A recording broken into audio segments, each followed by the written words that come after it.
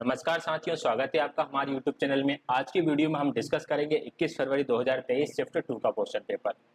Shift 1 का paper हम discuss कर चुके हैं। आज हम शिफ्ट 2 का पेपर डिस्कस करने के लिए जा रहे हैं। इसकी एक पूरी प्लेलिस्ट बना दी है मैंने KVS 2023 PRT प्रीवियस ईयर के नाम से। तो वहाँ पर आपको सारे प्रीवियस ईयर क्वेश्चन पेपर मिल जाएंगे जो हम यहाँ पर डिस्कस करते हुए चलेंगे। इसका PDF आपको टेलीग्राम चैनल पे मिल जाएगा। इसकी ऑफिशियल आंसर की PDF के साथ ही अटैच करके आपको टेलीग्राम चैनल पर शेयर कर दी जाएगी। इससे पहले वाले जो पेपर्स हैं उनकी भी PDF टेलीग्राम पर आपको मिल जाएगी। तो उसके लिए आप टेलीग्राम चैनल ज्वाइन कर लेना और उसका लिंक डिस्क्रिप्शन में दे रखा है, वहाँ से आप ज्वाइन कर सकते हैं। ज्वाइन करने में कोई दिक्कत आए तो दीपक मीना क्लासेस सर्च कीजिएगा, इसके माध्यम से भी आप ज्वाइन कर सकते हैं। स्टार्ट करते हैं फर्स्ट क्वेश्चन से। What is the role of development in the child psychology. जो पहली बार पेपर देख रहे हैं वो 41 का मतलब ये ना समझें कि मैंने ऊपर के 40 क्वेश्चन छोड़ दिए हैं। ऊपर के 40 क्वेश्चन में मैथ, इंग्लिश वगैरह, जो जीके वगैरह होता है वो वाला पार्ट था। क्वेश्चन नंबर 41 से CDP शुरू होगा, जो कि क्वेश्चन नंबर 100 तक जाएगा। टोटल 60 क्वेश्चन इसके अंदर रहेंगे और हम सारे 60 के 60 क्वेश्चन ही इसी वीडियो में डिस्कस करने वाले हैं। हमारे डिस्कशन सभी को पता होगा, हम सिर्फ राइट आंसर की बात नहीं करते, हम ये भी बात करते हैं कि ये राइट आंसर क्यों है। चलिए, तो फर्स्ट क्वेश्चन आ गया हमारा, बाल मनोविज्ञान में विकास की क्या भूमिका है। ऑप्शन नंबर फर्स्ट है इट हेल्प्स फिक्सिंग गोल, ये लक्ष्य निर्धारण में सहायक है। It determines the readiness of learning, इससे अधिगम के लिए तत्परता निर्धारित होती है। इट डिटरमाइंस बिहेवियर, इससे व्यवहार निर्धारित होता है। इट प्रमोट्स मेमोरी, इससे मेमोरी का संवर्धन होता है। बताइए क्या हो सकता है इसका राइट आंसर। देखिए, जो विकास होता है, जो डेवलपमेंट होता है, वो क्यों आवश्यक है।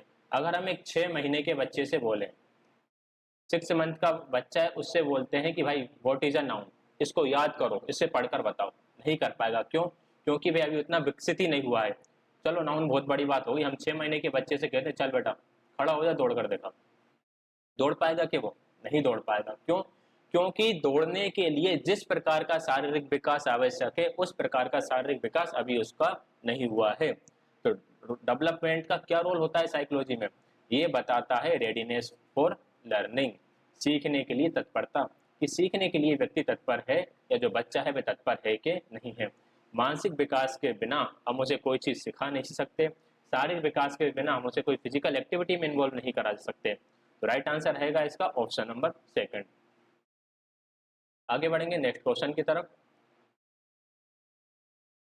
नेक्स्ट रहेगा हमारे क्वेश्चन नंबर 42।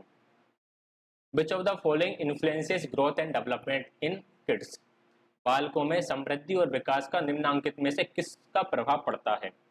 पीयर ग्रोथ यानी समकक्षी समृद्धि, होम एटमॉस्फेयर घर का वातावरण, सोशल स्टेटस सामाजिक परिस्थिति, गेम्स एंड एनवायरनमेंट खेल और माहौल। देखो यहाँ पर ये वर्ड लिखा है इन्फ्लुएंस ग्रोथ एंड डेवलपमेंट, बच्चे की वृद्धि और विकास में किसका प्रभाव पड़ेगा। हम कह सकते हैं कि ये यहाँ पे 4 चीजें दे रखी है, इन चारों में से चारों ही चीजों का प्रभाव पड़ सकता है, ठीक है।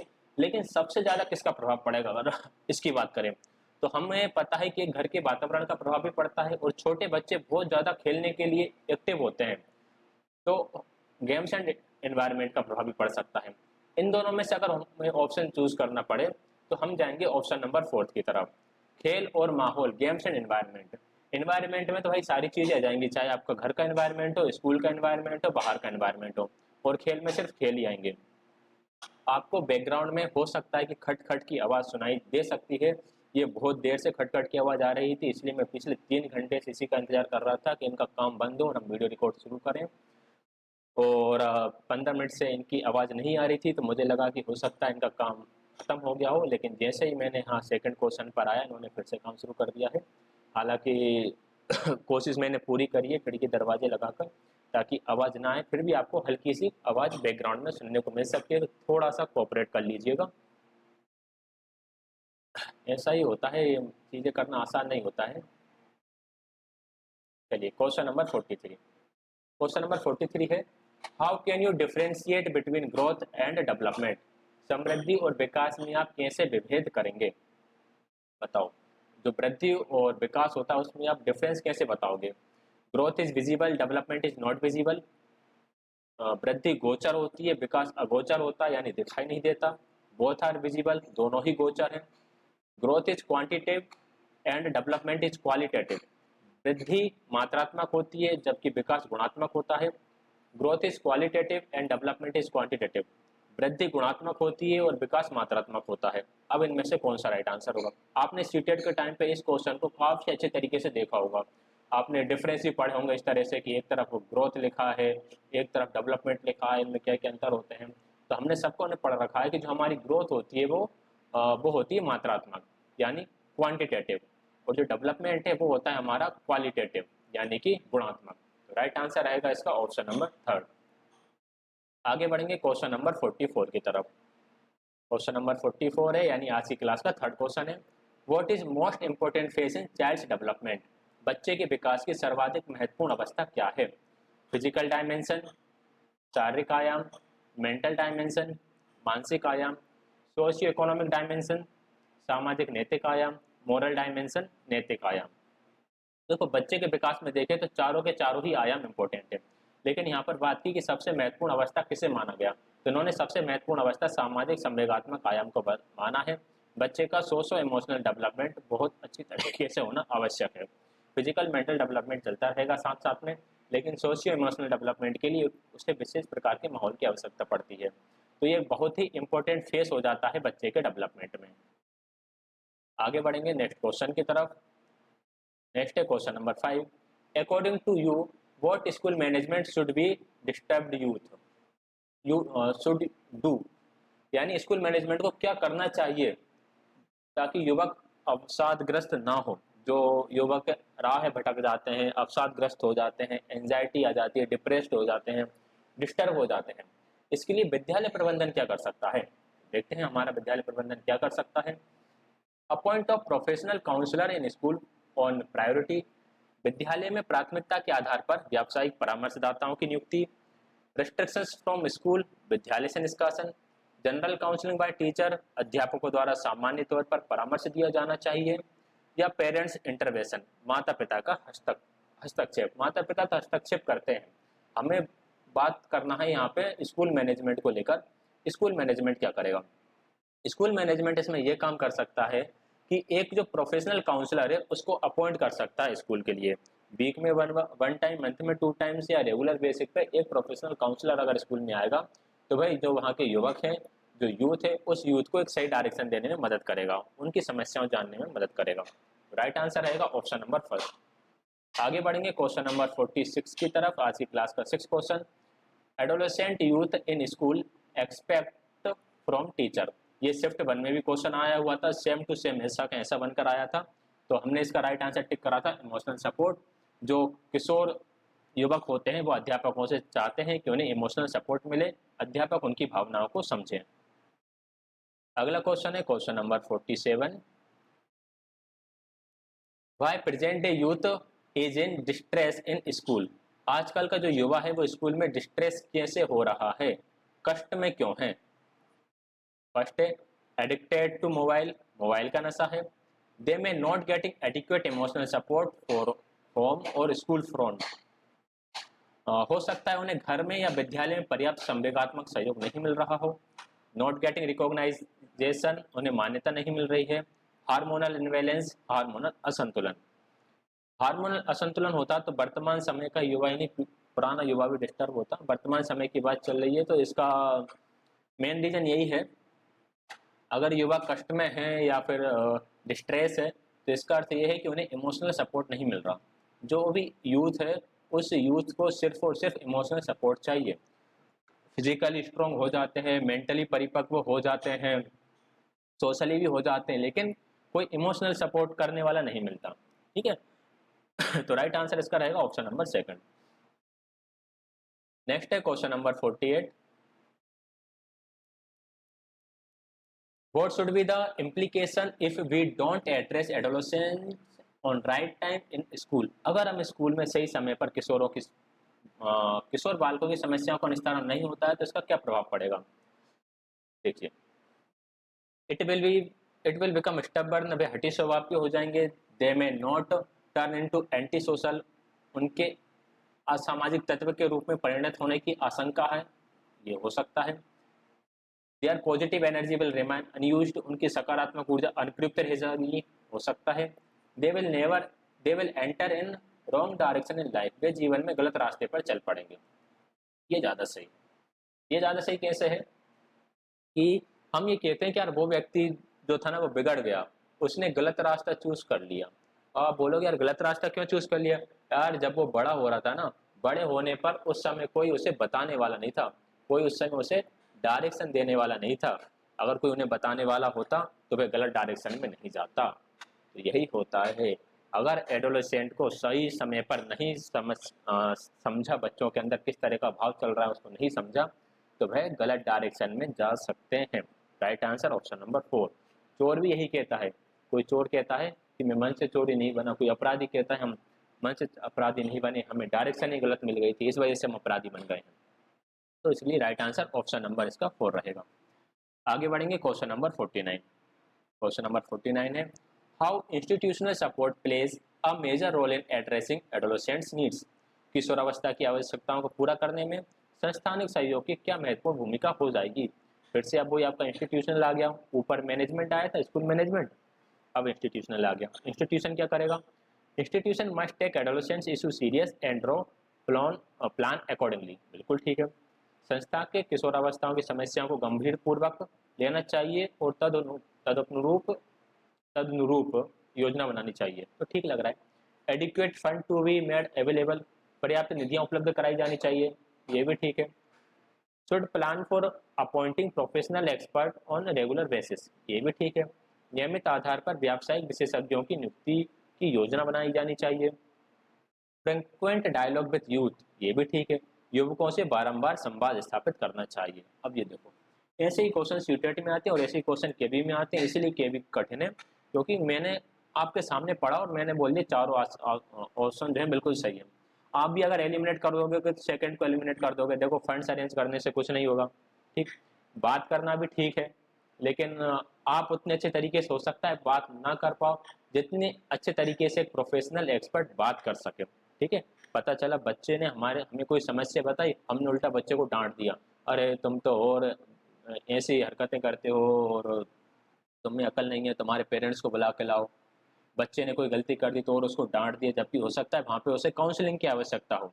बच्चा अगर गलत रास्ते पे भी जा रहा है तो काउंसलिंग से सही हो सकता है, क्यों गया वो उस रास्ते पर, घर में क्या समस्या है, ये सारी चीज़ें वही सही तरीके से समझ पाएगा जो एक प्रोफेशनल एक्सपर्ट होगा या प्रोफेशनल काउंसलर होगा।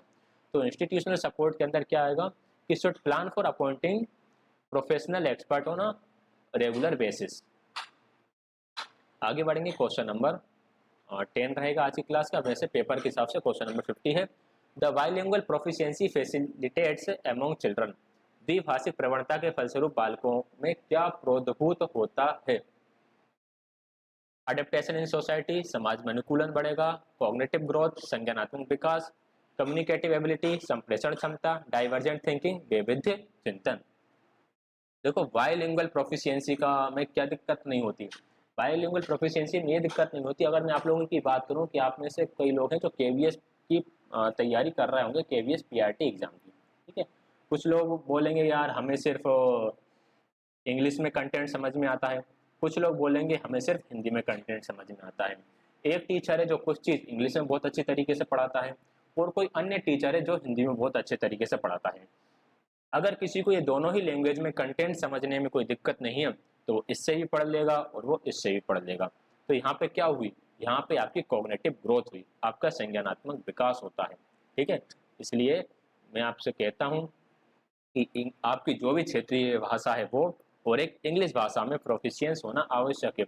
इतना ज़्यादा प्रोफिशिएंस होने का मतलब नहीं है कि हम किसी से अंग्रेजी में ही बात करना है या पूरा अंग्रेजी के ही गुलाम जैसे हो जाए, अंग्रेजों से बात करना है। इतना प्रोफिशिएंट होना है आपको कि आप इंग्लिश में कुछ भी लर्न कर सकें, इंग्लिश में सीखने में समस्या ना हो। ठीक है, अगर ये क्वेश्चन ओनली इंग्लिश में आए तब भी आपको कोई समस्या नहीं होना चाहिए, इतनी इंग्लिश आपको आना चाहिए। और जो जिनको इतनी इंग्लिश आती है उनसे मैं कहूँगा कि आपको इतनी हिंदी भी आना चाहिए कि अगर ये क्वेश्चन हिंदी में आ जाए तो आपको हिंदी में समझने में भी समस्या ना हो। चलिए, तो इसका राइट आंसर क्या हो गया? ऑप्शन नंबर 2 हो गया, कॉग्निटिव ग्रोथ होगी। आगे है question number 51। Why present day teacher finds difficult to sustain interest among children in school. ये बहुत बड़ी समस्या है। वर्तमान परिदृश्य में अध्यापकों को स्कूल के बालकों में अभिरुचि को निरंतर बनाए रखने में क्यों कठिनाई हो रही है? डिफेक्टिव करिकुलम, दोषपूर्ण पाठ्यचर्या, फ्लिप लर्निंग बाय चाइल्ड, बालक द्वारा झटके से कुछ अधिगम, the destructive forces outweigh the teaching methods in class, कक्षा में अध्यापन विधि की अपेक्षा विपथनकारी तत्व अधिक प्रबल हो जाते हैं, चिल्ड्रंस आर अंडर मोटिवेटेड, बाल में अभी प्रेरणा कम हो जाती है। देखो, डिफिकल्ट करिकुलम हम नहीं लेकर आएंगे क्योंकि प्रेजेंट डे की बात चल रही है। प्रेजेंट डे मतलब कौन सा डे? प्रेजेंट डे मतलब जिसमें सर्व शिक्षा अभियान के तहत आरटी एक्ट 2009 चल रहा है, ठीक है। एनसीएफ 2005 वाली हमारी शिक्षा प्रणाली चल रही है।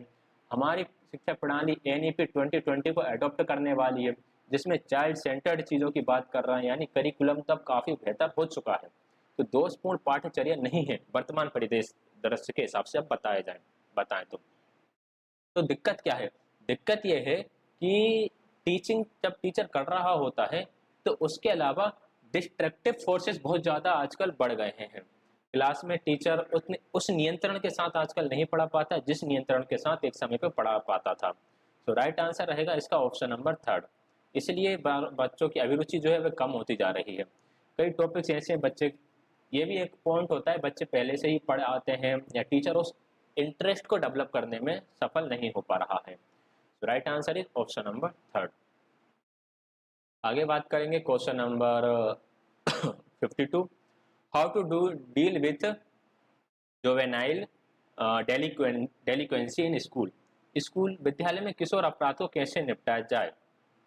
इसके लिए काफ़ी स्कूल वाले अपने स्तर पे भी काम करते ही हैं। किशोर अपराध यानी बच्चे, छोटे बच्चे ही अपने अपराधों की तरफ चले जाते हैं, तो उसको हमें रोकना है। वही फिर बड़े अपराधी बन जाते हैं। कैसे रोकोगे आप? बाय क्रिएटिंग अवेयरनेस, जागृति उत्पन्न करके बिल्कुल रोक सकते हैं। By extending moral and emotional support to the child, बालक को नैतिक और सामाजिक सहयोग देकर बिल्कुल रोक सकते हैं। थ्रो को करिकुलर एक्टिविटीज़, पाठ्य सहगामी क्रियाओं के माध्यम से बिल्कुल रोक सकते हैं। थ्रो मेडिकल हेल्प, चिकित्सीय सहायता के माध्यम से, ये तो गलत है, ये तो लग ही नहीं रहा ठीक। ठीक है, इन तीनों में से बेस्ट क्या है भाई? बच्चे को मॉरल सपोर्ट दो और उसको इमोशनल सपोर्ट दो। अगर जिस बच्चे का मॉरल स्ट्रॉन्ग होता है वो गलत रास्ते पे बहुत ही कम जाएगा, या जाएगा तो किसी कारण से जाएगा, उससे भी किसी का भला ही होगा। तो बच्चे को moral and emotional support provide करो, जो भी किशोर है उनको, तो वह गलत रास्ते पर नहीं जाएंगे या अपराध की जो टेंडेंसी है वो कम हो जाएगी। क्वेश्चन नंबर नेक्स्ट है 53, how can you ensure moral values among children. देखो, क्वेश्चन बहुत बढ़िया बनाए हुए हैं इन्होंने। आप बालकों में नैतिक मूल्य कैसे सुनिश्चित कर सकते हैं? फर्स्ट ऑप्शन है through integration of values with regular subject, नियमित रूप से पढ़ाए जाने वाले विषयों के संग मूल्यों के एकीकरण से। सेपरेट मॉरल पीरियड्स, नैतिक शिक्षा के लिए अलग से पीरियड निर्धारण करके। स्टोरी टेलिंग मेथड, कथा वाचन विधि से। लेक्चर मेथड, व्याख्यान विधि से। देखो, आप नैतिक मूल्य कैसे पढ़ाओगे? ऐसे ही पढ़ाओगे ना, through integration of values with regular subject, जो आपके रेगुलर सब्जेक्ट्स हैं उन्हीं के बीच में मॉरलिटी को रख दिया, तो यहाँ से आपने नैतिक मूल्य पढ़ा दिए। अगर आप हिंदी का कोई चैप्टर पढ़ा रहे हो, इंग्लिश का कोई चैप्टर पढ़ा रहे हो, तो वहाँ से आपने मॉरलिटी के कुछ ना कुछ पॉइंट्स मिल ही जाते हैं, जो स्टोरीज होती हैं, पोएम होती हैं उनमें। तो इस तरह से हम विषय के साथ ही इंटीग्रेट करके मॉरलिटी को समझा सकते हैं। मोरल सब्जेक्ट नाम से एक आजकल जो प्राइवेट स्कूल है वो एक अलग से बुक भी निकालते हैं मॉरल सब्जेक्ट। हमारी भांजी जाती है, मैंने उससे पूछा, उसने बोला कि मेरा मोरल का पेपर था। तो मैंने बोला कि मोरल यानी क्या होता है? तो बस कुछ नहीं, मोरल यानी मोरल होता है। उन्हें कुछ समझ में नहीं आता। हालांकि उसने ये बता दिया था कि सही बोलना चाहिए, झूठ नहीं बोलना चाहिए, स्कूल टाइम पे आना चाहिए, टीचर्स की बात मानना चाहिए, ऐसे उसने बताया। तो ठीक है, अलग से पीरियड लगा रहे हैं, अच्छा इनिशिएटिव है, लेकिन अगर सब्जेक्ट के साथ इंटीग्रेट करके पढ़ाओगे तो वो और बेटर रहेगा। अगला है नेक्स्ट क्वेश्चन, क्वेश्चन नंबर 54 और आज की क्लास का 14 क्वेश्चन रहेगा। The school leader must encourage, विद्यालय के नेता को निम्नलिखित में से किसे प्रोत्साहित करना चाहिए? Students to participate in school program, विद्यार्थियों की स्कूल के कार्यक्रम में भागीदारी। Teachers autonomy in classroom, sorry, कक्षा में अध्यापक की स्वायत्ता। Parents to attend school activities, माता पिता को स्कूल की गतिविधियों में भाग लेना। To open books open school, school में पुस्तक की दुकान खोलना। तो स्कूल में पुस्तक की दुकान खोलना तो ठीक नहीं है, लाइब्रेरी होती है स्कूल में। अब जो स्कूल लीडर रहेगा, स्कूल लीडर मतलब विद्यालय का नेता। विद्यालय का नेता कौन हो सकता है? मैनेजमेंट का कोई व्यक्ति हो सकता है या खुद हेडमास्टर हो सकता है। ठीक है। स्टूडेंट्स को प्रोग्राम में पार्टिसिपेट करने के लिए टीचर इनकरेज करेगा उनका, या जो भी वहाँ पे एक कल्चरल एक्टिविटीज़ के लिए या किसी भी प्रोग्राम के लिए जो टीचर नियुक्त रहेगा वो कर रहा होगा। पेरेंट्स को गतिविधि में भाग लेने के लिए तो नहीं कहेगा नेता, उसका काम स्कूल को अरेंज करने का रहेगा। वो फिर यही काम करेगा। Teachers autonomy in classroom. अब टीचर्स ऑटोनॉमी इन क्लासरूम, इसका अर्थ क्या है? इसका अर्थ यह है कि टीचर क्या है? टीचर इंडिपेंडेंट है। इंडिपेंडेंट किस प्रकार से है कि व्हाट टू टीच, उसे क्या पढ़ाना है। हाउ टू टीच, उसे कैसे पढ़ाना है। ठीक है। और किस प्रकार से उसे एकेडमिक सपोर्ट देना है, किस प्रकार की मेथड्स को यूज करके उसे पढ़ाना है, इसके लिए टीचर इंडिपेंडेंट है। तो बिल्कुल विद्यालय के नेता को इस काम के लिए प्रोत्साहित करना चाहिए, टीचर को इंडिपेंडेंट रहना चाहिए। ठीक है। तो ऑटोनॉमी वाला राइट आंसर रहेगा। आगे बढ़ेंगे क्वेश्चन नंबर 55 की तरफ। The following is not a community activity in school education. निम्नलिखित में से कौन सा स्कूली शिक्षा में सामुदायिक कार्य नहीं है? रेड क्रॉस, एनएसएस, विलेज सर्वे ग्राम सर्वेक्षण, पिकनिक। पिकनिक कौन सा कम्युनिटी एक्टिविटी नहीं है? कौन सी ऐसी एक्टिविटी नहीं है जिसमें सारे लोग इकट्ठे होकर कोई भले का काम करेंगे या कोई भी काम करेंगे इकट्ठे होकर? रेड क्रॉस में करते हैं, बिल्कुल करते हैं। एनएसएस भी करता है, विलेज सर्वेक्षण भी करता है, लेकिन पिकनिक नहीं होता। पिकनिक होती है हमारे मजे के लिए, हमारे इंटरेस्ट के लिए होती है। ठीक है। तो राइट आंसर इसका ऑप्शन नंबर 3 ही रहेगा। और जो पिकनिक होती है वो उसके अंदर आएगी, एजुकेशन टूर के अंदर आएगी। ओके। अगर कम्युनिटी एक्टिविटी की जगह पूछा जाता है विच of the following is a education tour activity, तो उसके अंदर पिकनिक आ जाता। तो राइट आंसर ऑप्शन नंबर 3 रहेगा। आगे बढ़ेंगे question number 56। What is the essential feature of good time table in school. School में उत्तम समय सारणी की क्या अनिवार्य विशेषता है? रिजिडिटी कठोरता, लीजियर टाइम अवकाश का समय, फ्लेक्सिबिलिटी लचीलापन, रिक्रिएशन मनोरंजन। विद्यालय की समय सारणी कैसी होना चाहिए? टाइम टेबल कैसा होना चाहिए? बहुत ज़्यादा रिजिड होना चाहिए क्या? बिल्कुल परिवर्तित नहीं कर सकते? बिल्कुल नहीं होना चाहिए। स्कूल का समय जो है वो बिल्कुल फ्लेक्सिबल होना चाहिए, आवश्यकता अनुसार उसे परिवर्तित किया जा सके। जैसे अगर गेम्स के लिए समय चाहिए, सैटरडे संडे जिस भी टाइम जो भी गेम्स का पीरियड बच्चे का लगता है, अगर गेम्स पीरियड के लिए टाइम चाहिए तो वह टाइम भी उसमें मैनेज हो सके। कभी किसी प्रकार का प्रोग्राम छोटा मोटा बनाना है तो उसके लिए भी वहाँ से समय निकाला जा सके। अगर किसी बच्चे को किसी अदर एक्टिविटी में पार्टिसिपेट करना है तो टाइम टेबल ऐसा हो कि उसे उसके लिए भी समय मिल सके। आगे बढ़ेंगे नेक्स्ट क्वेश्चन की तरफ। Question number 57। What should be the best method to improve school function. विद्यालय के कार्य कारण में सुधार की सर्वोत्तम विधि क्या हो सकती है? Taking regular feedback from all stakeholders, बिल्कुल ठीक है, सभी हितधारकों से प्रतिपुष्टि लेना। बाय गिविंग वाइड पब्लिसिटी, व्यापक प्रचार करना, ये तो इतना ठीक नहीं है। लो फी एंड सब्सिडीज बुक्स, कम शुल्क और राज्य सहायता पुस्तकें प्राप्त हो, ठीक है, लेकिन कोई इतना ठीक नहीं लग रहा है। फीडबैक फ्रॉम टीचर्स, अध्यापकों से प्रतिपुष्टि लेना। अब सबसे अच्छी मेथड कौन सी रहेगी इन तीनों में से? अध्यापकों से प्रतिपुष्टि लेना अच्छी बात है, टीचर से फीडबैक लेना ठीक है, लेकिन इसके जो स्टेक होल्डर्स है, स्टेक होल्डर्स कौन कौन से होते हैं? स्कूल के 3 स्टेक होल्डर्स होते हैं। कौन कौन से रहेंगे? एक रहेंगे टीचर्स, एक होते हैं पेरेंट्स और एक होते हैं स्टूडेंट्स। ठीक है। ये 3 स्टेक होल्डर्स रहते हैं। अगर आप इनसे फीडबैक ले रहे हो तो वही आपके स्कूल के कार्यक्रम में सुधार ला सकता है, आपके स्कूल की जो फंक्शन है उनको सही बना सकता है। Option number first right answer रहेगा। आगे बढ़ेंगे क्वेश्चन नंबर 58 की तरफ। The main purpose of school supervision is. School पर्यवेक्षण का मुख्य प्रयोजन है। क्या है? फॉल्ट फाइंडिंग, छिद्रान्वेषण, to help encourage the staff and student, कर्मचारियों और विद्यार्थियों की सहायता करना, उन्हें प्रोत्साहित करना, to direct for excellent academic performance, उत्कृष्ट अकादमिक परिणामों के लिए निर्देश देना, to suggest non monetary benefits to staff, कर्मचारियों को अमौद्रिक असुविधा सुझाना। तब ये तो गलत है।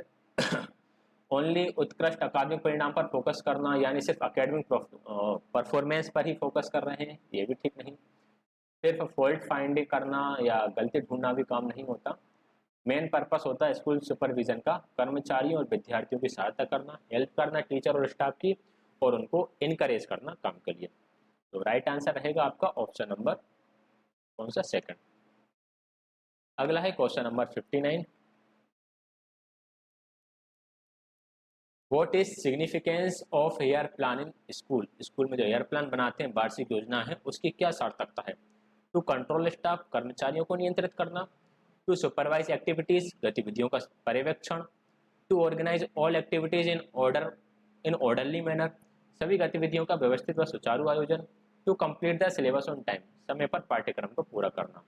ईयर प्लान का मेन काम क्या होता है कि जितनी भी एक्टिविटीज हैं जो साल भर चलने वाली हैं, वो सारी एक्टिविटीज सही तरीके से चल सके, किस समय क्या कराना है वो सारा उसमें लिखा होता है। आगे बढ़ते हैं क्वेश्चन नंबर 60 की तरफ। The ideal lesson plan should have, आदर्श पाठ योजना में होना चाहिए। Number of students in classroom, कक्षा के विद्यार्थियों की संख्या, डिटेल्स ऑफ टीचिंग एड, अध्यापन सामग्री या उपकरण का ब्यौरा, एस्टिमेट टाइम फॉर क्वेश्चंस, प्रश्नों को पूछने के लिए अनुमानित समय, वेल डिफाइंड लर्निंग आउटकम्स, सुपरिभाषित अधिगम परिणाम। तो जो आपका आइडल लेसन प्लान होगा उसमें वेल डिफाइंड लर्निंग आउटकम्स होंगे। लर्निंग आउटकम्स मतलब क्या होता है कि बच्चा क्या सीखेगा, या बच्चा क्या क्या करने में सक्षम हो जाएगा। इस चैप्टर को पढ़ाने के बाद किस एक्टिविटी में या किस प्रकार के बच्चे का विकास होगा, बच्चा किन प्रश्नों के उत्तर देना सीख जाएगा, किस प्रकार की समस्याओं को हल करना सीख जाएगा, तो वो सारे आते हैं आपके लर्निंग आउटकम्स के अंदर। तो राइट आंसर रहेगा इसका ऑप्शन नंबर 4। अगला है question number 61। Which of the following could be powerful socialising agency, निम्नलिखित में से क्या सामाजिकरण का प्रबल माध्यम हो सकता है? Media, school, home, library. Media, school, गृह पुस्तकालय। आजकल के टाइम पे तो मीडिया बहुत ज़्यादा चल रहा है, सोशल मीडिया चल रहा है। इंस्टा और फेसबुक तो खाना ही कम हो गया, बट इंस्टा स्नैपचैट का ही पावर चल रहा है। लेकिन सबसे ज़्यादा पावरफुल सोशलाइजिंग एजेंसी जो हो सकती है वो हो सकती है स्कूल। स्कूल में बच्चे के सामाजिकरण होने के यानी सोशलाइज होने के बहुत मौके बच्चे को मिलते हैं। तो right answer option number second रहेगा। घर से भी ज़्यादा पावरफुल होता है स्कूल। कई बार बच्चे घर में नहीं खुल पाते, स्कूल में जाके खुल जाते हैं। अगला है question number 62। Thinking process is associated with, चिंतन प्रक्रिया निम्नलिखित में से किससे सहचर्चित है? थिंकिंग प्रोसेस किससे जुड़ी रहेगी? अफेक्टिव डोमेन से, जो आपके इमोशंस हैं वो जुड़े रहेंगे, भावनात्मक क्षेत्र से अपनी भावनाएं जुड़ी हैं। कॉग्निटिविज्म यानी संज्ञानवाद से आपकी थिंकिंग प्रोसेस जुड़ी होती है, तो ये ऑप्शन बिल्कुल ठीक है। साइकोमोटर से आपके गतिक जो क्षेत्र है, फिजिकल जो है वो जुड़ा होता है। इमोशन डोमेन आपका अफेक्टिव डोमेन का ही एक भाग होता है, ये इसका ही एक भाग हो गया। तो राइट आंसर हो गया ऑप्शन नंबर सेकंड, संज्ञानवाद यानी कॉग्निटिविज्म। अगला है question number 63। Environment is associated with, परिवेश निम्नलिखित में से किससे संबंधित है? सेम क्वेश्चन आया था आपका शिफ्ट 1 में, तो ये जुड़ा हुआ है आपका बिहेवियरिज्म से, व्यवहारवाद से। परिवेश आपका व्यवहारवाद से जुड़ा हुआ है। अगला है क्वेश्चन नंबर 64।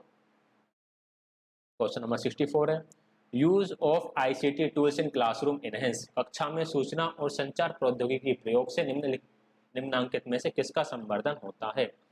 मोनोटोनी, एकांतता का, डिपेंडेंसी ऑन टेक्नोलॉजी, प्रौद्योगिकी पर निर्भरता, रिटेंशन ऑफ लर्निंग, अधिगम का प्रतिधारण, इंटरेस्ट इन लर्निंग, अधिगम में रुचि।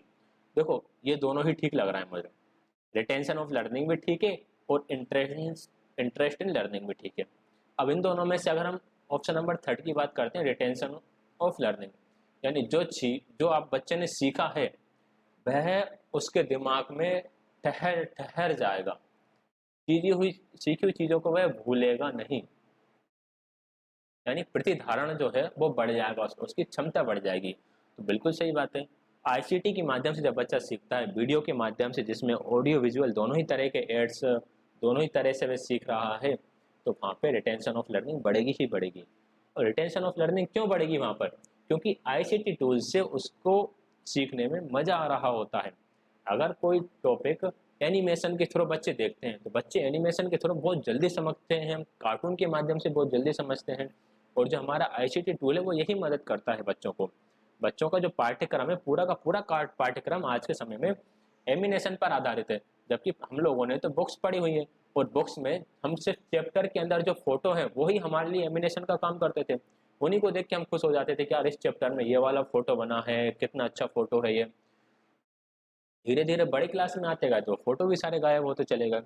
लेकिन आज के टाइम पे तो आप किसी भी क्लास का स्टडी मटेरियल उठा लो, सब पर आपको वीडियोस मिल जाएंगे, हर टॉपिक पे आपको वीडियो मिल जाएंगे और एनिमेटेड वीडियो भी मिल जाएंगे, जिस तरह से आप चाहते हैं उस तरह से। तो ये आपकी लर्निंग इंटरेस्ट को भी बढ़ाता है और आपकी अधिगम का जो प्रतिधारण है, जो धारण करने की क्षमता है, उसको भी बढ़ाता है। तो राइट आंसर रहेगा ऑप्शन नंबर थर्ड, क्योंकि धारण करने की क्षमता तभी बढ़ेगी जब इंटरेस्ट डेवलप होगा, इसलिए इंटरेस्ट रिटेंशन के अंदर ही आपका ये समझ लो समाहित है। Right answer option number third है। आगे है question number 65। Give one example of community as learning resources for school children. स्कूली बालकों के लिए अधिगम संसाधन समुदाय का एक उदाहरण है। कम्युनिटी एज लर्निंग रिसोर्सेज का उदाहरण क्या होगा? Parents home, employees union, local post office या सिनेमा हॉल। सेम इसी पे आधारित क्वेश्चन हमारा आया था फर्स्ट शिफ्ट में भी।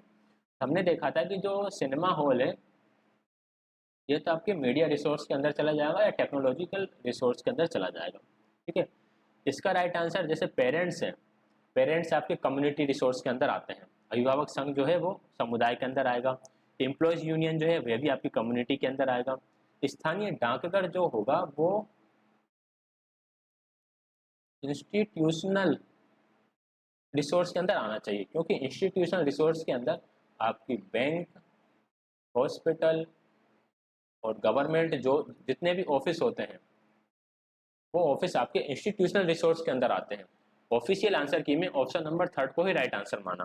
ठीक है, शिफ्ट वन में भी ये क्वेश्चन आया था, उस क्वेश्चन पेपर को हमने डिस्कस करा था, तब भी इसमें डाउट था और अब भी यहाँ पर थोड़ा सा डाउट है। तो ऑफिशियल आंसर की में ऑप्शन नंबर थर्ड माना गया है। मेरे हिसाब से फर्स्ट और सेकंड दोनों ही सही है। दोनों में से अगर पेरेंट्स दे रखा है, अभिभावक मंच दे रखा है, तो अभिभावक मंच कम्युनिटी रिसोर्स का एक अच्छा उदाहरण हो सकता है। आगे बढ़ेंगे फिर नेक्स्ट क्वेश्चन की तरफ। Question number 66। How can we improve teaching learning process in school. स्कूलों में शिक्षण अधिगम प्रक्रम में किस प्रकार सुधार किया जा सकता है?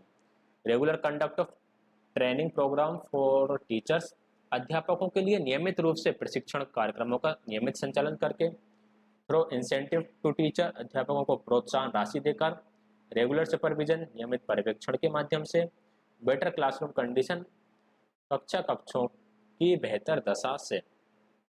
टीचिंग लर्निंग प्रोसेस को हम सबसे सही तरीके से पढ़ा सकते हैं जब टीचर हमारे पास एक ट्रेंड टीचर हो। तो अध्यापकों के लिए नियमित रूप से प्रशिक्षण कार्यक्रमों का संचालन करके हम इसमें सुधार ला सकते हैं। इंसेंटिव, ये तो बाहरी अभिप्रेरणा की तरफ चला जाएगा। नियमित पर्यवेक्षण, इससे तो जब सॉरी जब आप जैसे ऐसा नहीं होता, नियमित पर्यवेक्षण इस तरह से हो जाता है कि जब प्रिंसिपल आता है तब स्कूल अलग तरीके से चलता है और जिस दिन प्रिंसिपल लीव पर होता है उस दिन स्कूल अलग तरीके से चल रहा होता है, तो ये उसकी तरफ चला जाएगा। बेटर क्लासरूम कंडीशन ठीक ही होती हैं। बेस्ट जो रहेगा right answer option number first रहेगा। अगला है question number 67। Learning by doing falls under. करके सीखना निम्नलिखित में से किसके अंदर आता है? करके सीखना आता है हमारा एक्सपेरिमेंटल लर्निंग के अंदर, प्रायोगिक अधिगम के अंदर। लास्ट शिफ्ट में भी आया था, फर्स्ट शिफ्ट में ये क्वेश्चन आया था, इसी जैसे आया था। एक नेक्स्ट क्वेश्चन है व्हाट इज टीएलएम। स्कूली शिक्षा में टीएलएम क्या है? टीएलएम होता है टीचिंग लर्निंग मटेरियल, हम सब लोग जानते हैं। The purpose of classroom observation is. कक्ष में प्रेक्षण का प्रायोजन क्या होगा? टू इवेल्युएट टीचर्स परफॉर्मेंस, अध्यापकों के कार्य निष्पादन का मूल्यांकन, ये इतना कोई खास नहीं है। तो इम्प्रूव टीचिंग एंड लर्निंग, ये बहुत बढ़िया है, अध्यापन और अधिगम में सुधार लाना। टू मेजर लर्निंग लेवल्स, ये भी ठीक है लेकिन ये ऊपर वाले में फिर हो जाएगा। टू फुलफिल एडमिनिस्ट्रेटिव रिक्वायरमेंट्स, ये भी ठीक है लेकिन इतना कोई ढंग का नहीं है। सबसे सही राइट आंसर कौन सा रहेगा? To improve teaching and learning, अध्यापन और अधिगम में सुधार लाने के लिए जो ऑब्जर्वेशन है वह करना चाहिए। अगला है question number 70, the punishment given to the child in school should be, विद्यालय में बालकों को दिया गया दंड किस प्रकार का होना चाहिए? रिट्रीब्यूटिव, प्रतिकारात्मक, रिफॉर्मेटरी सुधारात्मक, ऑफेंसिव आक्रामक, एग्जेम्पलरी उदाहरणीय। तो जो दिया गया दंड है वह सुधारात्मक होना चाहिए, ऐसा दंड हो जिससे बच्चों में सुधार हो या व्यवस्था में सुधार हो। तो right answer option number second रहेगा। आगे बढ़ेंगे नेक्स्ट क्वेश्चन की तरफ। क्वेश्चन नंबर 71, क्वेश्चन नंबर 71 है, how should principal ensure good mental health among teachers, प्राचार्य को अपने शिक्षकों का उत्तम मानसिक स्वास्थ्य कैसे सुनिश्चित करना चाहिए? इससे पहले हम बच्चों के स्वास्थ्य की बात कर रहे थे, अब हम शिक्षक के स्वास्थ्य की बात करने लगे। तो कैसे करेंगे? रेगुलर हेल्थ चेकअप से, नियमित स्वास्थ्य जांच के माध्यम से, regular interaction with teaching on personal problem, अध्यापकों की व्यक्तिगत समस्याओं के बारे में उनसे नियमित वार्तालाप करके, विथ टीचर होना चाहिए यहाँ पे, अटेंडिंग हेल्थ वर्कशॉप, स्वास्थ्य संबंधी कार्यशालाओं में भाग लेकर, बाय मेडिकल काउंसलिंग, चिकित्सीय परामर्श से। तो बताइएगा क्या होगा इसका राइट आंसर। देखिए, शिक्षक का मानसिक स्वास्थ्य कैसे सुधारा जा सकता है? उसका स्वास्थ्य सुधारा जा सकता है उससे इंटरेक्ट करके, उसकी समस्याओं को पूछकर।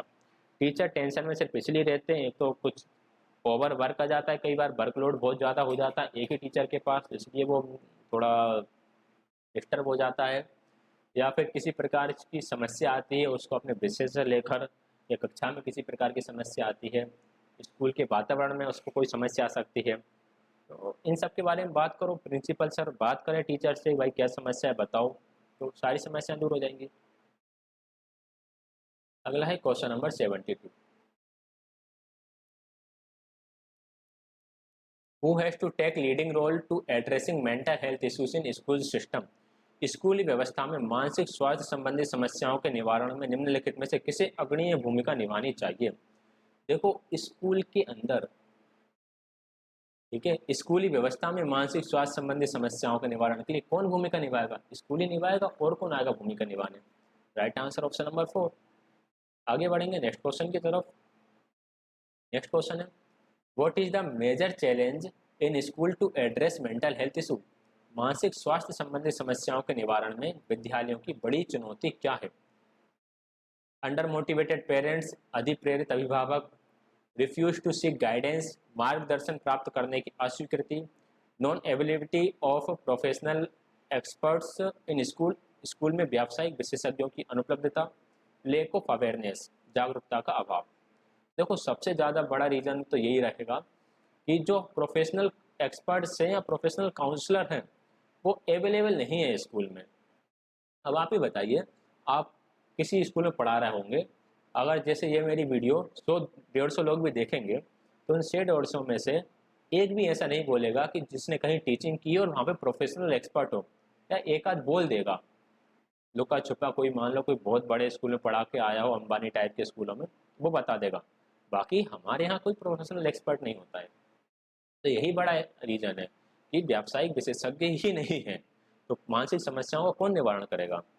और मानसिक रूप से कोई समस्या भी होती है यही नहीं मानते हम लोग। तो which act provides equality and full participation to दिव्यांग, किस अधिनियम में दिव्यांग जन की समानता और पूर्ण भागीदारी का उपबंध किया गया?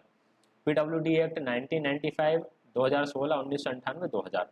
Right answer option number first होगा, दिव्यांग व्यक्ति अधिनियम 1995।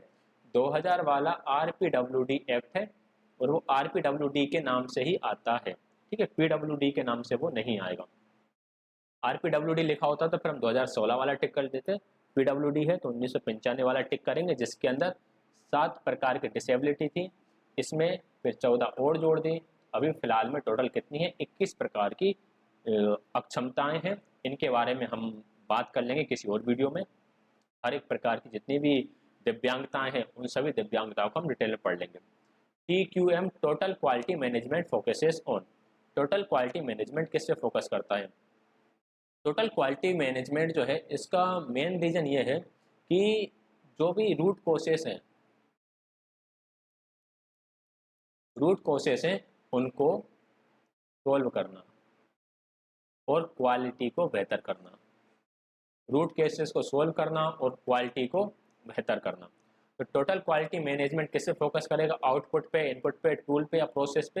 ये प्रोसेस पे फोकस करेगा, प्रक्रिया पे। प्रक्रिया सही होना चाहिए, प्रक्रिया सही रहेगी तो किसी प्रकार की समस्या नहीं आएगी। आगे बढ़ेंगे question number 76। Inclusive education mainly associated with. समावेशी शिक्षा मुख्यतः किससे संबंधित थी? समावेशी शिक्षा मुख्यतः दिव्यांगजन से संबंधित थी। ऑप्शन नंबर 3 राइट आंसर रहेगा। देखो यहाँ पे दिव्यांगजन इन्होंने इस तरह से लिख दिया है, अगर कोई दिव्यांग शब्द ही नहीं सुना होगा तो कहाँ से टिक करेगा? इसलिए हिंदी इंग्लिश दोनों ही आना चाहिए। Question number 77। What is hidden curriculum in school education? School शिक्षा में अप्रकट पाठ्यचर्या क्या है? शिफ्ट 1 में सेम क्वेश्चन आया था, सेम ऑप्शन थे। राइट आंसर क्या था इसमें? ऑप्शन नंबर 50 था शायद वहां पर भी। The values are taught beyond syllabus and curriculum. पाठ्यक्रम और पाठ्यचर्या से परे मूल्यों का शिक्षण। क्वेश्चन नंबर 78 है। Apart from regular teachers in school who will play crucial role in development of child. School में नियमित अध्यापकों के अलावा बालक के विकास में किसकी निर्णायक भूमिका रहेगी? प्रोफेशनल काउंसलर की, प्रिंसिपल की, पेरेंट्स की, या फिर स्कूल में जो नर्स है उस नर्स की? बताइए क्या होगा इसका राइट आंसर? किसकी निर्णायक भूमिका रहेगी? आई होप आपको दिख रहा होगा, इसको साइड में करने की आवश्यकता नहीं होगी। इसका राइट आंसर रहेगा प्रोफेशनल काउंसलर का। स्कूल में बात चल रही है ना, apart from regular teachers in school, school में टीचर्स के अलावा और किसकी भूमिका रहती है बच्चे के विकास में? तो जो मेन भूमिका रहेगी वो वहाँ के व्यावसायिक परामर्शदाता यानी कि निर्णायक की भूमिका रहेगी। स्कूल के अलावा बात होता है तो स्कूल के अलावा जो भूमिका होती है वो पेरेंट्स की होती है, पेरेंट्स के अलावा स्कूल की होती है। ठीक है, ये दोनों एक दूसरे के साथ वाइस वर्सा चलेंगे। अगर किसी क्वेश्चन में पूछ रहे कि स्कूल के अलावा किसकी भूमिका रहेगी तो वहाँ पे आपका कम्युनिटी राइट आंसर हो सकता है, ऑप्शन में दिया है। पेरेंट्स दिया हो तो पेरेंट्स राइट आंसर हो सकता है। और अगर पेरेंट्स के अलावा पूछे तो वहाँ पर स्कूल आ जाएगा। आगे बढ़ेंगे क्वेश्चन नंबर 79। एक क्वेश्चन कैसे बने, चलो देखो। What is the minimum percentage of disability to avail benefits from government of दिव्यांगजन? दिव्यांगजनों के लिए सरकार द्वारा दी जाने वाली सुविधाओं का लाभ लेने के लिए अहर्क होने के निमित्त न्यूनतम प्रतिशत दिव्यांगता होनी चाहिए। तो 40% दिव्यांगता होनी चाहिए। एटलीस्ट 40% आपका वो ऑर्गन या वो आपका अंग काम नहीं करना चाहिए, तभी आप कहेंगे कि हाँ आप दिव्यांग हो। ये एकदम बिल्कुल आसान सा क्वेश्चन रख दिया। What is dyspraxia in learning? अधिगम में डिस्प्रेक्सिया क्या है? Inability to see black board, तो ये तो ब्लाइंडनेस के अंदर आ जाएगा, देखने की अक्षमता। Inability to hold muscular control, बिल्कुल सही है। मोटर डिसेबिलिटी आती है इसके अंदर, तो चीज़ों को पकड़ने में दिक्कत आएगी। Inability to learn, inability to जो लर्न है वो होती है dyslexia. Inability to recognise number, ये डिसकैलकुलिया हो जाएगी। तो राइट आंसर इसका ऑप्शन नंबर 2 है, पेशियों को नियंत्रण में रखने की अक्षमता। अगला है question number 81। What is advantage of pairing to neighbourhoods school? दो आस पड़ोस के स्कूल के युग्मन से क्या होगा? आसपास दो स्कूल हैं, दोनों ने आपस में किसी प्रकार का अटैचमेंट कर रखा है, उससे क्या होता है?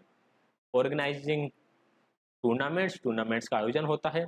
कंडक्टिंग सेमिनार आयोजित होते हैं। Exchange of resource and knowledge, संसाधनों और ज्ञान का विनिमय होता है। शेयरिंग फाइनेंस, वित्त की साझेदारी होती है। इससे संसाधन का और वहाँ के ज्ञान का विनिमय होगा।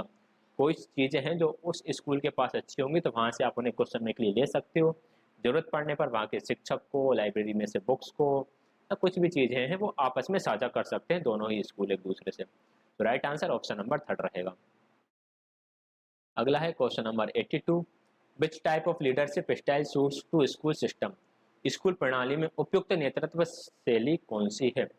ऑथोरिटेटिव लीडरशिप, सत्तावादी नेतृत्व, पेस सेटर लीडरशिप, गति स्थापक नेतृत्व, ट्रांसफॉर्मेशनल लीडरशिप, रूपांतरकारी नेतृत्व, कोचिंग लीडरशिप, कोचिंग नेतृत्व।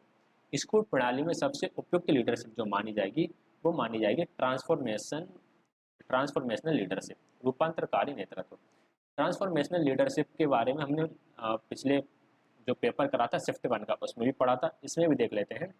ट्रांसफॉर्मेशनल लीडरशिप में जो लीडर होता है वो कैसा होना चाहिए? वो इंस्पायर होना चाहिए, और इसकी को क्या क्वालिटी थी? मोटिवेट होना चाहिए, और क्या था? बियॉन्ड सेल्फ इंटरेस्ट के होना चाहिए, इंटरेस्ट के बाहर बात करें, और उसका विजन होना चाहिए, विजन फॉर बेटर आइडिया या फिर और डेवलपमेंट के लिए उसका एक बेटर विजन होना चाहिए। तो राइट आंसर इसका ऑप्शन नंबर सी रहेगा, या ऑप्शन नंबर 3। आगे बढ़ेंगे नेक्स्ट क्वेश्चन की तरफ। The school leader should have to improve the school. School में सुधार लाने के लिए स्कूल के नेता में होना चाहिए, क्या होना चाहिए?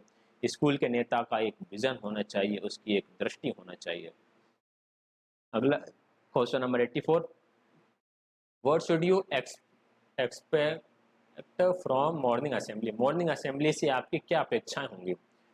प्रमोट डिसिप्लिन एमंग चिल्ड्रंस, बालकों में अनुशासन को बढ़ावा देना। The student will develop social values, विद्यार्थियों में सामाजिक मूल्य विकसित होगा।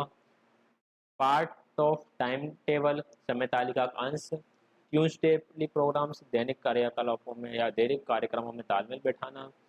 प्रातः काल की जो असेंबली होती है उसमें प्रेयर की जाती है, अच्छे थॉट्स बोले जाते हैं, न्यूज़पेपर की न्यूज़ पढ़कर सुनाई जाती हैं। इससे क्या होता है? इससे उन बच्चे के अंदर सोशल वैल्यूज डेवलप होती हैं। ऑप्शन नंबर 2 राइट आंसर रहेगा। अगला है question number 85, who could be the key person to develop school? School के विकास के लिए मुख्य व्यक्ति कौन हो सकता है? स्कूल के विकास के लिए कौन सा रहेगा? स्कूल का प्रिंसिपल रहेगा। स्कूल में चीज़ों की पूर्ति के लिए मैनेजमेंट होता है, आवश्यक चीज़ों की पूर्ति के लिए मैनेजमेंट होता है। स्कूल में शिक्षा के लिए शिक्षक होता है। तो राइट आंसर इसका ऑप्शन नंबर 1 रहेगा, स्कूल का प्राचार्य। School development plans aims at, school विकास योजना का लक्ष्य है, क्या लक्ष्य होगा? प्रमोटिंग स्पोर्ट एजुकेशन, खेल शिक्षा को बढ़ावा देना। All round development to school, school का सर्वांगीण विकास। एकेडमिक एक्सीलेंस, अकादमिक उत्कृष्टता। एक्विजिशंस ऑफ असेट्स, परिसंपत्तियों का अर्जन। स्कूल डेवलपमेंट प्लान्स जो होता है उनका एक ही लक्ष्य है कि हमारे स्कूल का सर्वांगीण विकास हो, ऑल राउंड डेवलपमेंट हो स्कूल का। ऑल राउंड डेवलपमेंट मीन्स हर विधा में स्कूल के बच्चे आगे निकले, कुछ बच्चे वैज्ञानिक बने, कुछ इंजीनियर बने, कुछ डॉक्टर बने, कुछ खेल में जाएं, कुछ एकेडमिक में रहें, हर तरह से। Question number 87, what is the essential feature of curriculum? पाठ्यचर्या की अनिवार्य विशेषता क्या है?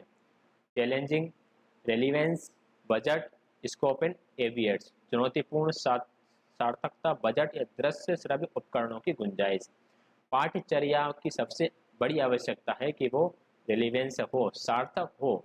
ठीक है, ऑप्शन नंबर 2 करेक्ट आंसर रहेगा। आगे है question number 88, which one of the following is curricular component? निम्नलिखित में से क्या पाठ्यचर्या का घटक है? मैथ्स क्लब पाठ्यचर्या का घटक रहेगा, बाकी जो चीजें हैं वो को करिकुलर कंपोनेंट है, को करिकुलर एक्टिविटीज के अंदर आएंगी। Right answer option number 4।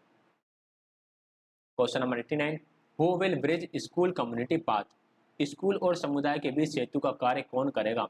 कौन है जो समुदाय से उठ के स्कूल में आता है, स्कूल से उठ के समुदाय में आता है? एक तो टीचर भी आता है और एक बच्चा भी आता है, लेकिन टीचर तो एक आता है, बच्चे तो बहुत सारे आते हैं। तो राइट आंसर ऑप्शन नंबर 3 रहेगा, विद्यार्थी जो है वो एक ब्रिज का काम करेंगे स्कूल और कम्युनिटी के बीच में। आगे बढ़ेंगे नेक्स्ट क्वेश्चन की तरफ। Question number 90, when was Radha Krishnan commission appointed? Radha Krishnan आयोग का कब गठन किया गया था? राधा कृष्णन आयोग का गठन किया गया था 1948 में। ऑप्शन नंबर 2 करेक्ट आंसर रहेगा।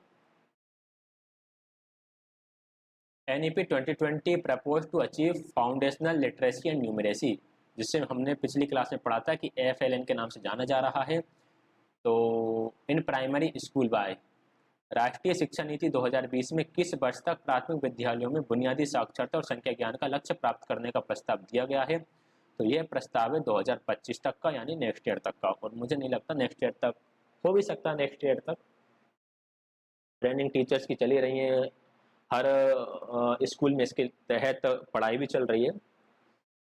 NCF 2005 फोकसेस ऑन राष्ट्रीय पाठ्यचर्या रूपरेखा 2005 में निम्नलिखित में से किस पर बल दिया गया था? प्रमोटिंग स्पोर्ट्स एजुकेशन पर दिया था, promoting girls education, learning without burden, promoting primary education. तो सबसे ज़्यादा फोकस दिया था बोझ रहित अधिगम पर, लर्निंग विदाउट बर्डन पर। द PTR मतलब होता है प्यूपल टीचर रेशो, ठीक है, शिष्य शिक्षक अनुपात। PTR ratio prescribed as per NEP 2020 in area of socio economically disadvantage population. राष्ट्रीय शिक्षा नीति 2020 के अनुसार सामाजिक आर्थिक रूप से उपेक्षित जनसंख्या वाले क्षेत्रों में निर्धारित शिष्य शिक्षक अनुपात क्या रहेगा? देखिए, सामान्यतः जो अनुपात चलता है वो 30:1 का चलता है, 30 बच्चे पर एक शिक्षक। लेकिन सोशियो इकोनॉमिकली डिसएडवांटेज जो पॉपुलेशन है वहाँ पर अनुपात चलेगा 25:1 का। राइट आंसर रहेगा इसका ऑप्शन नंबर 1, 25:1। आगे बढ़ेंगे नेक्स्ट क्वेश्चन की तरफ। क्वेश्चन नंबर 95 है, according to NEP 2020 which one of this is given top priority in primary education. राष्ट्रीय शिक्षा नीति 2020 के अनुसार प्राथमिक शिक्षा में निम्नलिखित में से किसे सर्वोच्च प्राथमिकता दी गई है? शिफ्ट 1 में भी आया था यही प्रश्न। यूनिवर्सलाइजेशन ऑफ एलिमेंट्री एजुकेशन, प्रारंभिक शिक्षा का सार्वभौमिकरण, free uniform up to class 5 5वीं कक्षा तक निःशुल्क uniform, to achieve foundational literacy and numeracy बुनियादी साक्षरता और संख्या ज्ञान का लक्ष्य प्राप्त करना, टू डेवलप कम्युनिकेशन स्किल संप्रेषण कौशल का विकास करना। तो राइट आंसर ऑप्शन नंबर 3 रहेगा, बुनियादी साक्षरता और संख्या ज्ञान का लक्ष्य प्राप्त करना, to achieve foundational literacy and numeracy. 2020 से पहले ये टर्म नहीं आती थी, उस समय हम जो यूनिवर्सलाइजेशन ऑफ एलिमेंट्री एजुकेशन है इसी को हम टिक कर दिया करते थे। अगर आपने कहीं कोई प्रीवियस ईयर क्वेश्चन पेपर देखो और वहाँ पे थर्ड ऑप्शन कुछ और लिखा रहेगा और एक ऑप्शन ये भी दिखा मिलेगा आपको यूनिवर्सलाइजेशन ऑफ एलिमेंट्री एजुकेशन, तो आप बोलोगे वहाँ पर तो यूनिवर्सलाइजेशन टिक करा था, लेकिन अब NEP 2020 आ गई, नई शिक्षा नीति, नए क्वेश्चन, नए आंसर। आगे बढ़ते हैं क्वेश्चन नंबर 95, ये भी शिफ्ट 1 से आया हुआ क्वेश्चन है। NEP 2020 के अकॉर्डिंग जो हमारा न्यू डिजाइन चल रहा है वो 5+3+3+4 का चल रहा है। आगे बढ़ते हैं, name the committee which suggested hassle free admission into school, बाधा रहित निर्बाध प्रवेश का सुझाव किसने दिया था? इनकी आंसर की के अकॉर्डिंग हंटर ने ये सुझाव दिया था। अब ये जो बाकी के हैं इनमें से ये चारों ही इम्पोर्टेंट है, तो इन चारों के बारे में हम थोड़ा थोड़ा पढ़ लेंगे। सर्जेंट रिपोर्ट जो आई थी वो 1944 में आई थी और इसका मकसद था universalisation of elementary education. Writing खराब है, सुनने पर ध्यान दीजिएगा, लिखने पर ध्यान मत दीजिएगा, ठीक है। यूनिवर्सलाइजेशन ऑफ एलिमेंट्री एजुकेशन ये सर्जेंट रिपोर्ट का जो था उद्देश्य था। हंटर कमीशन कई बार पूछा जाता है। हंटर कमीशन 1888 में आया था। इसने सबसे पहले वोकेशनल एजुकेशन को शुरू करा था, या वोकेशनल कोर्स को इसने सबसे पहले शुरू करा था। बुश डिस्पेच को किस लिए जाना जाता है? बुश डिस्पेच को जाना जाता है क्योंकि इसको कहा जाता है Magna carta of education of Magna carta, या फिर हम कह सकते हैं Magna carta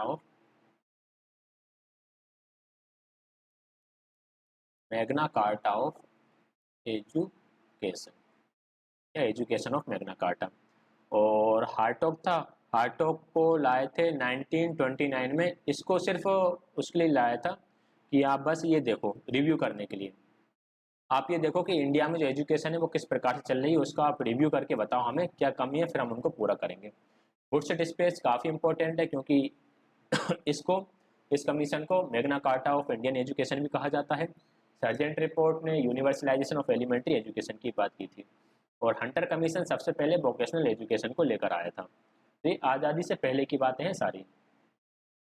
97 RT act 2009 prescribe शिक्षा का अधिकार अधिनियम 2009 में निम्नलिखित में से क्या उपबंध किया गया है, बताइएगा। इसमें निम्नलिखित में से क्या उपबंध किया गया है? 5वीं तक कोई प्रतिरोध नहीं, no detention up to 5 class, no fee up to 8th class, बिल्कुल no detention up to 8th class, ये भी ठीक है।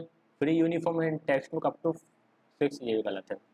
तो दोनों सही है। कक्षा 8 तक फीस भी नहीं लेंगे और कक्षा 8 तक कोई प्रतिरोध नहीं होगा। अब इन दोनों में से कौन सा टिक करें? भाई मैं तो ऑप्शन नंबर 3 टिक करूंगा। ऑप्शन नंबर 3 में क्यों टिक करूंगा? मैं इसलिए टिक करूंगा कि कक्षा 8 तक कोई भी प्रतिरोध नहीं, तो जितने भी प्रतिरोध हैं वो सारे हटा दिए। प्रतिरोध क्या था? बच्चे बुक्स नहीं ले पाते, बुक्स फ्री ले जाओ। फीस नहीं दे पाते, फीस नहीं लगेगी, नो फीस। बच्चे भूखे रहते हैं तो एमडीएम खाना खाओ। और क्या चाहिए? फीस लगने रही, किताबें मिल रही हैं, यूनिफॉर्म के पैसे मिलते हैं। यूनिफॉर्म, कोई स्टेट है जो यूनिफॉर्म ही प्रोवाइड कराता है, कोई स्टेट है जो यूनिफॉर्म के पैसे प्रोवाइड कराता है, तो सब कुछ तो मिल रहा है। तो ऑप्शन नंबर 3 राइट आंसर रहेगा।